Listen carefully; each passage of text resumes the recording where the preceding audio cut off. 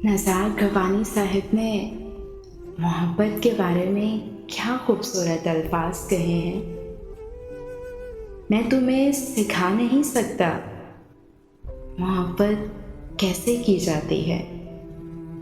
मछलियाँ मुअल्लम की मोहताज नहीं जो इन्हें तैरना सिखाए, और चिड़ियों को उस्ताद नहीं चाहिए जो इन्हें परवाज़ के असबाब पढ़ाए।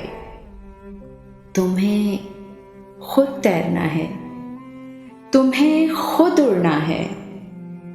मोहब्बत दरसी किताबों में नहीं पढ़ी जाती। तारीख के सारे अजीम उशाक अनपढ़ थे, इसलिए तुम्हें खुद तैरना है, तुम्हें खुद उड़ना है।